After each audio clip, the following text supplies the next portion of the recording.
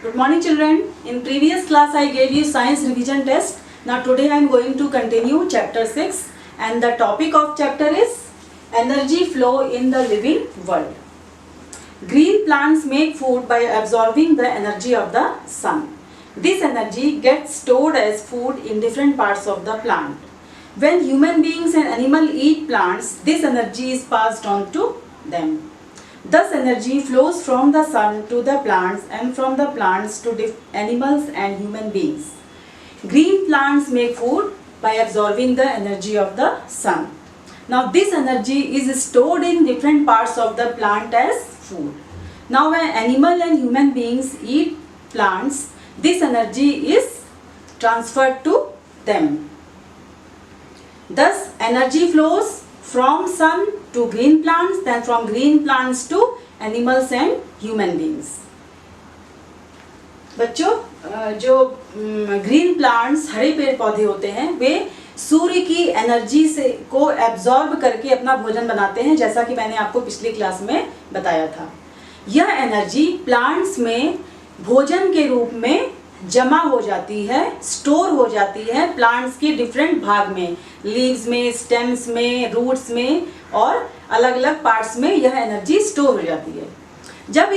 जब in plants को हम ह्यूमन बीइंग्स और एनिमल खाते हैं तो यह एनर्जी प्लांट से ह्यूमन बीइंग्स और एनिमल्स को ट्रांसफर हो जाती है। इस तरह से एनर्जी जो है वो सन की जो एनर्जी है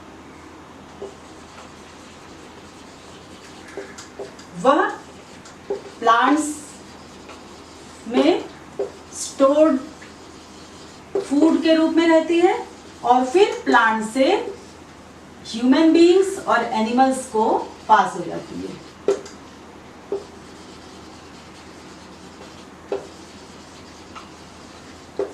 ओके, सन की एनर्जी प्लांट से एनिमल्स और ह्यूमन बीइंग को पास हो जाती है। Okay, there are over 2 lakh identified plant species. Around 2000 of them are used by humans to make food. हमारी दुनिया में कम से कम 2 लाख प्लांट स्पीसीज हैं। इसमें से 2000 प्लांट्स को हम ह्यूमन बीइंग्स यूज करते हैं भोजन की तरह। Okay, now next topic is plants and animals need each other.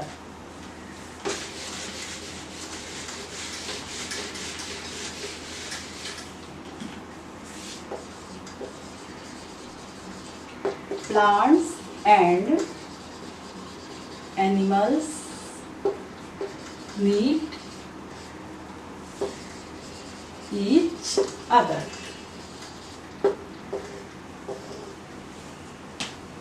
Animals require oxygen to breathe.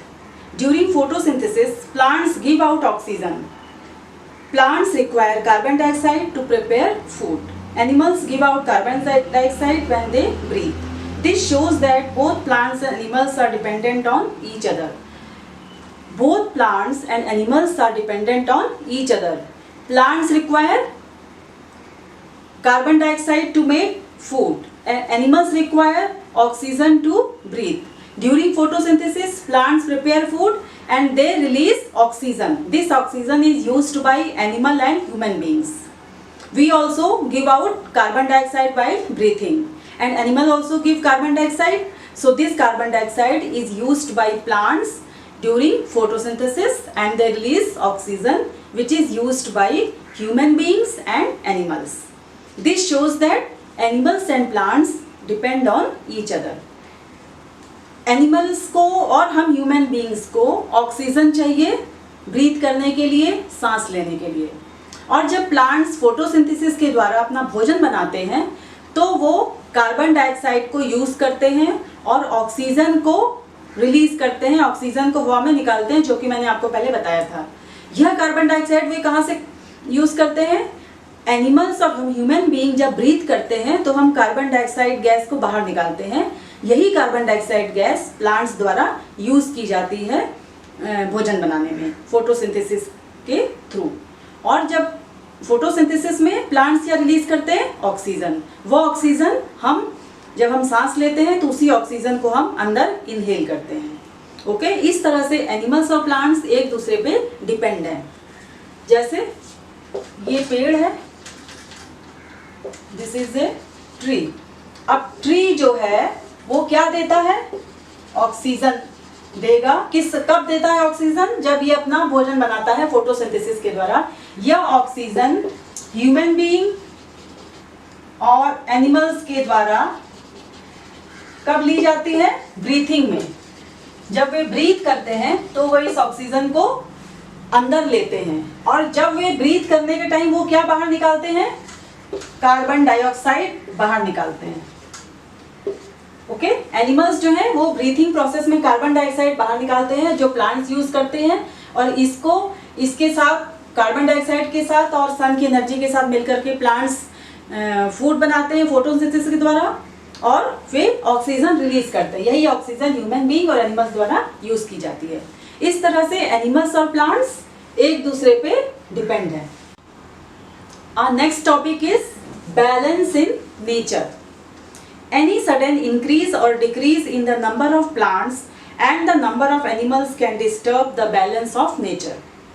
If life on earth has to go on, a balance needs to be maintained. We should protect plants and animals by saving forests and wildlife to maintain the balance in nature. Under wildlife protection programs, wild animals are given special protection in forest reserves and sanctuaries. Awareness among people is created through various programs like Van Mahotsav, tree plantation drive, etc., which encourage people to plant more trees. There should be balance in nature always, because if any increase or decrease in the number of plants and animals will be there, then there will be disturbance in balance of nature. If life on the earth has to go on, then there should be balance and it has to be maintained. So to maintain this balance of nature, we should protect animals and plants by saving forests and wildlife to maintain it. Under wildlife protection programs, wild animals are given special protection and care in forest reserves and sanctuaries. Awareness among people is created through various programs like Van Mahotsav, tree plantation drive, etc., which encourage people to plant trees, more and more trees.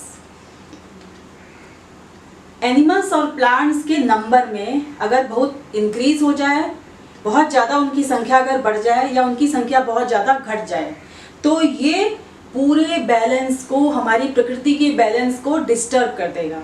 अगर बहुत सारे जानवर हो जाएंगे तो क्या होगा, हर जगह जानवर होने लगेंगे, और जानवर क्या करेंगे, एक दूसरे को, मनुष्यों को खाने लगेंगे, एक दूसरे को बहुत ज़्यादा खाने लगेंगे, और डिस्टर्ब हो जाएगा बैलेंस। इसी तरह से अगर पेड़ कम होने लगे, पेड़ कटने लगे, तो क्या होगा, हमारे अर्थ का तापमान जो है वो धीरे धीरे बढ़ने लगेगा, क्योंकि पेड़ से ही रेनफॉल होती है, बारिश होती है, जिससे हमारा टेम्परेचर अर्थ का मेंटेन रहता है।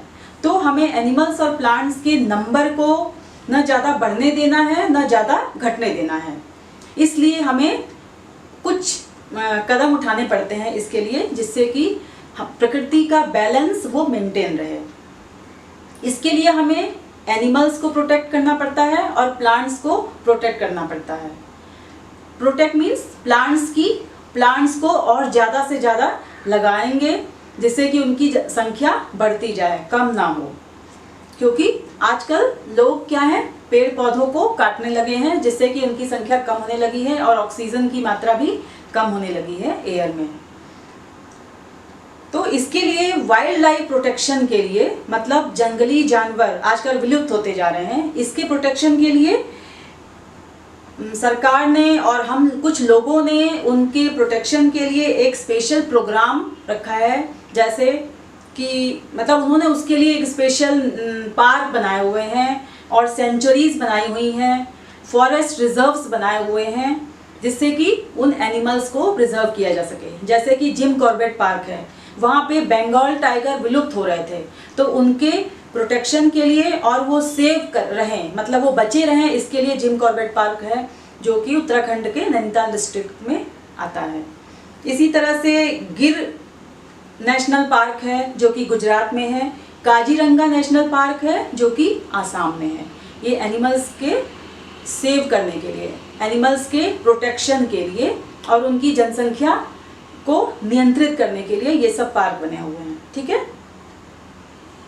इसी तरह से पेड़ जो आजकल लोग, बहुत सारे पेड़ों की कटाई होने लगी है, लोग अब पेड़ों को काट के अपने घर बनवा रहे हैं, फर्नीचर्स बनवा रहे हैं, जंगलों से काट लेते हैं, तो पेड़ों की संख्या कम होती है जिससे कि एयर में ऑक्सीजन भी कम होने लगी है।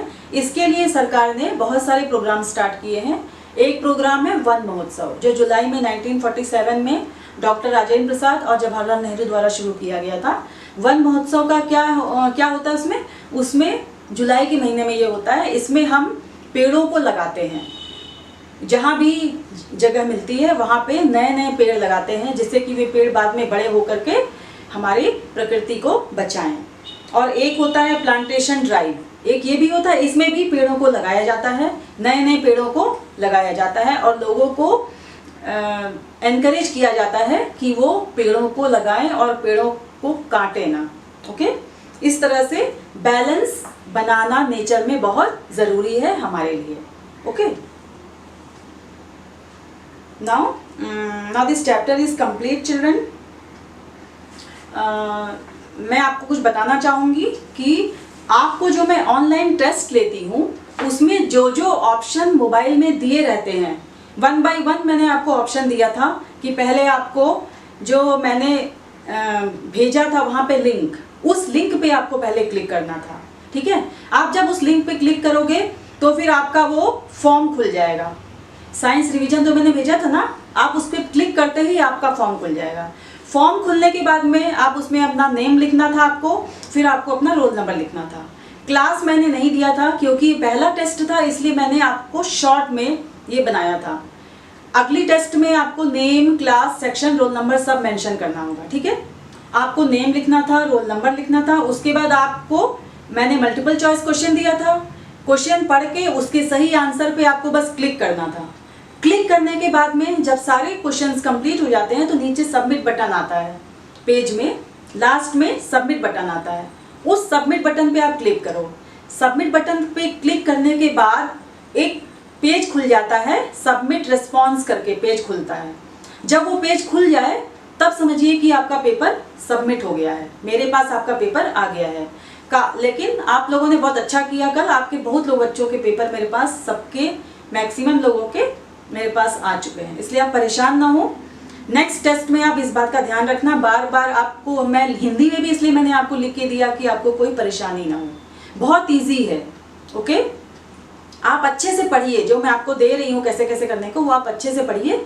बस आप सबमिट बटन पे क्लिक करिए, जब सबमिट रिस्पॉन्स आ जाए तो आप फिर वहाँ से उस पेज से हट जाइए, फिर आप उसको बंद कर दीजिए, वो अपने आप मेरे पास आ जाएगा। Okay children. तो आप इसके लिए ज़्यादा परेशान ना हो और सब कोई ऑनलाइन टेस्ट देंगे। ओके। नाउ अब मैं नेक्स्ट दूसरा साइंस रिवीजन टेस्ट लूँगी चैप्टर 2 से। आपको चैप्टर 2 कंप्लीट करके आना है। फ्राइडे को नेक्स्ट मैं साइंस रिवीजन टेस्ट लूँगी online. Okay. Now this much for today's session children. In next class I will take science revision test as I told you. So till then stay safe, stay at home, take care, keep on learning. Thank you children.